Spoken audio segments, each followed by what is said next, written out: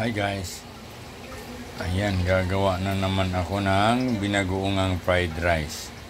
Ayan, yung aking rice, konti lang. At ang binagoongang pork, ang egg, ayan, 3 pieces of egg, din ang alamang, at ang sibuyas dahon. Guys, magluluto tayo ng bagoong fried rice. Alamang yung aking gamit. Ayan, mantika. Yes. Ilalagay ko na rin itlog. Ayan, hindi pa masyadong mainit ang ating kawali. Ayan. Ilalagay ko na rin bagoong alamang. Ayan. At ilalagay ko na rin yung pork na binagoongan. Kusmitos na natin yan ng dami.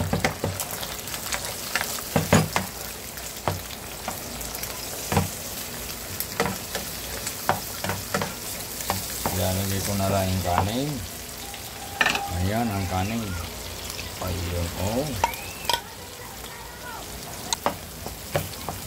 Lalagyan ko na rin ng magic sarap para lalo siyang sumarap. Ayan.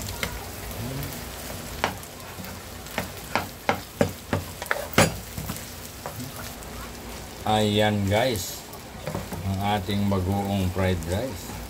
Pero alamang ang gamit ko guys para maiba naman. Ayan.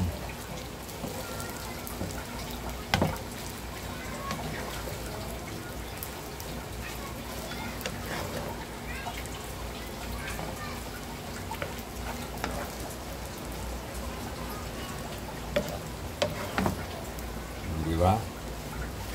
Yum, yum, yum. Yes. Bagoong fried rice, alamang ang gamit with bagoong pork. Di ba? Sobrang sarap nito guys. Tinikman na ng asawa ko, sabi niya, wow, yummy. Ilalagay ko na aring green onion mga guys. Ayan. Para lalo siyang sumarap, mabango.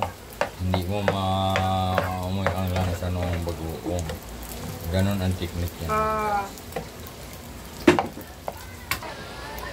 Ayan guys, tapos na yung ating bagoong fried rice.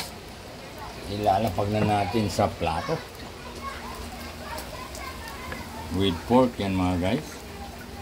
Kita nyo naman ang bagoong alamang. Makikita. Oh, yan. Hindi ba? Wow. Yan.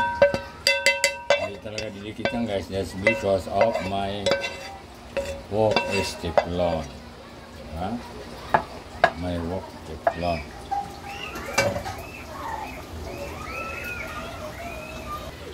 Ayan na guys, ang ating bagoong rice with bagoong pork. Ayan, ayan na. Thank you for watching everyone.